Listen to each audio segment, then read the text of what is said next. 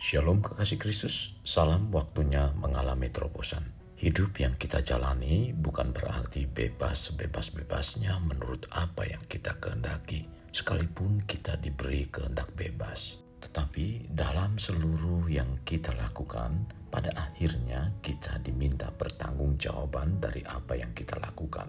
Maka para pendengar renungan melekat dalam Tuhan hendaknya bertindak hati-hati. Mari kita berdoa. Bapa Surgawi, di hari yang indah yang Engkau berikan dalam kehidupan kami telah diberikan kesempatan untuk kami kembali mendengarkan renungan firman-Mu. Tuhan, penuhi hati pikiran kami dengan kebenaran firman-Mu agar kami dapat bertindak seperti apa yang Engkau rencanakan, yaitu seturut dengan firman-Mu Tuhan. Dengan sikap seperti inilah kami dalam menjalani hidup. Tentunya kami mampu di suatu saat nanti dapat memberikan pertanggungjawaban ketika Engkau mempertanyakan tentang kehidupan kami Tuhan.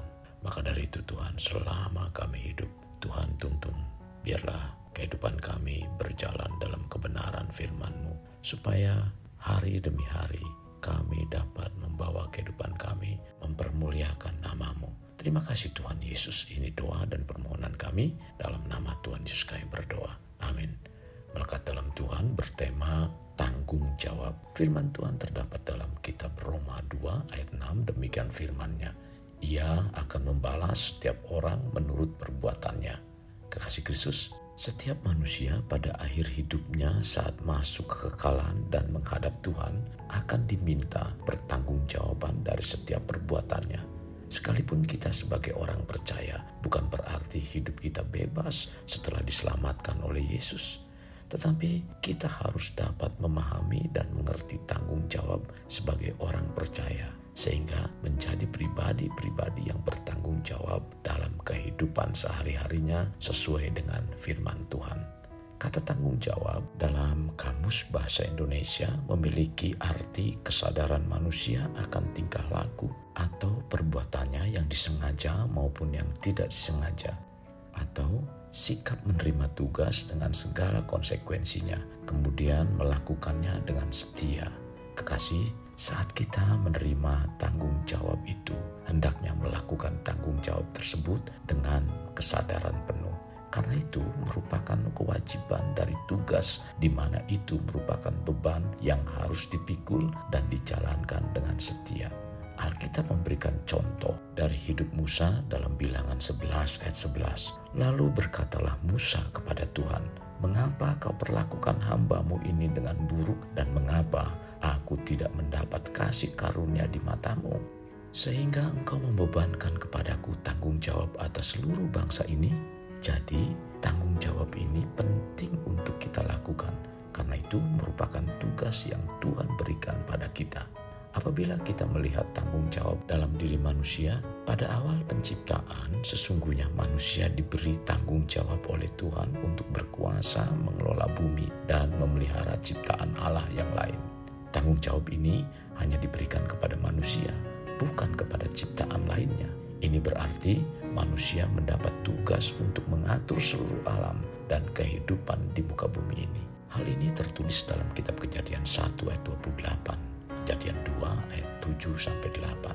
Sebagai orang-orang yang percaya kepada Yesus, kita harus dapat memberikan pertanggungjawaban kepada Allah dengan apa yang kita perbuat ketika Tuhan percayakan sesuatu pada kita. Rasul Paulus mengingatkan dan menyampaikan akan hal ini kepada jemaat dalam 1 Korintus 3 ayat 13-15. Sekali kelak pekerjaan masing-masing orang akan nampak, karena hari Tuhan akan menyatakannya, sebab ia akan nampak dengan api, dan bagaimana pekerjaan masing-masing orang akan diuji oleh api itu. Jika pekerjaan yang dibangun seorang tahan uji, ia akan mendapat upah. Jika pekerjaannya terbakar, ia akan menderita kerugian, tetapi ia sendiri akan diselamatkan, tetapi seperti dari dalam api. Untuk diingat oleh kita bahwa setiap apa yang kita terima di dunia, suatu saat nanti kita diminta pertanggungjawaban. Maka sebelum semuanya itu terjadi, kerjakanlah dengan sebaik mungkin dan juga harus kita lakukan dengan sikap penuh tanggung jawab. Kekasih, kita sebagai anak Tuhan bukan saja sebagai ciptaan yang baru, tetapi harus dapat bertanggung jawab dalam menjalani kehidupan baru sebagai anak Tuhan, yaitu bertindak sesuai dengan kehendak Tuhan. Hal ini kita lakukan agar kehidupan kita berkenan kepada Tuhan. Ketika Tuhan memberi kehendak kepada kita sebagai manusia yang disebut free will, sesungguhnya bila kita cermati, Tuhan mempercayakan sesuatu pada kita yang sangat berbahaya karena kita sendirilah yang dapat memilih untuk melakukan free will yang ada pada kita. Jadi ini seumpama Tuhan memberikan kita suatu senjata yang besar kapasitasnya. Sebab dengan kehendak bebas yang ada, kita mempunyai kuasa untuk memilih. Jika demikian, betapa besarnya tanggung jawab kita untuk mengatur kehendak bebas. Karena dengan kebebasan yang diberikan, bukan berarti sebebas-bebasnya dalam kita bertindak, melainkan harus seturut dengan kehendak Tuhan. Keadaan yang terjadi pada kita sekarang merupakan hasil dari keputusan-keputusan kita. Entah itu keputusan yang baik maupun yang buruk. Memang Allah ingin agar kita selalu memilih yang baik dan benar. Sebagaimana dikatakan dalam Ulangan 30 ayat 19. Aku memanggil langit dan bumi menjadi saksi terhadap kamu pada hari ini. Kepadamu kuperhadapkan kehidupan dan kematian, berkat dan kutuk. Pilihlah kehidupan supaya engkau hidup, baik engkau maupun keturunanmu. Kekasih, bila kita mengambil tindakan berdasarkan kebenaran, maka akan menghasilkan keputusan-keputusan yang baik. Contoh keputusan yang dilakukan dengan benar. Daniel 1 ayat 8. Daniel berketetapan untuk tidak menajiskan dirinya dengan santapan raja dan dengan anggur yang biasa diminum raja. Dimintanyalah pada pemimpin pegawai istana itu supaya ia tidak usah menajiskan dirinya.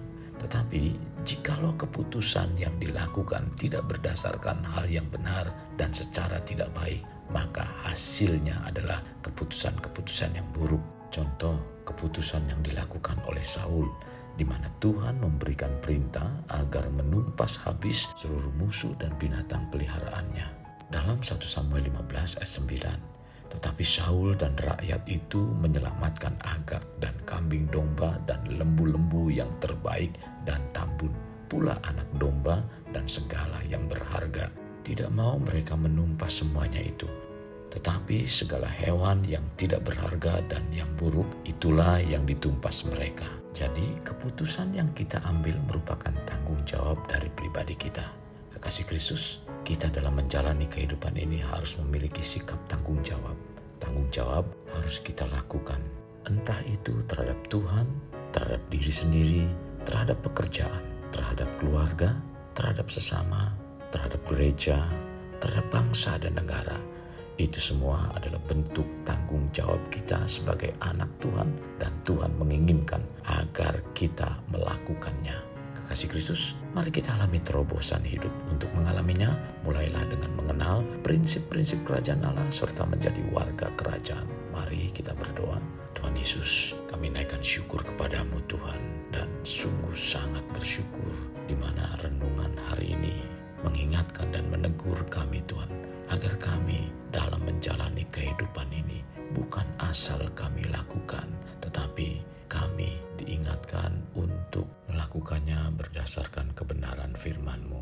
Sekalipun itu memang Engkau telah memberikan kehendak bebas dalam kehidupan kami, tapi bukan berarti kami melakukannya dengan sebebas-bebasnya. Terima kasih Tuhan, Kau mengingatkan kami agar kami tidak salah di dalam melakukan kehendak bebas yang Kau berikan dan Engkau taruh dalam hati dan kehidupan kami Tuhan. Pimpin kami supaya kami tetap melekat di dalam Engkau, agar kami dalam menjalani hidup ini dengan baik dan benar, karena di akhir hidup kami Engkau akan meminta pertanggungjawaban apa yang kami perbuat. Sekali lagi Tuhan, terima kasih buat firman yang mengingatkan kehidupan kami, supaya kami berjalan seperti apa yang Kau kehendaki. Ini doa kami Tuhan, dalam nama Tuhan Yesus kami berdoa. Amin. Kasih Kristus, mari kita akhiri dengan mengedahkan kedua tangan kita.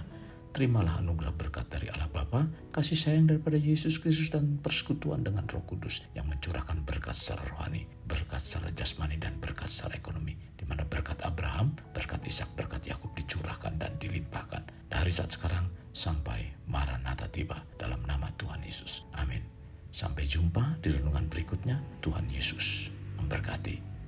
lupa like, share, dan subscribe.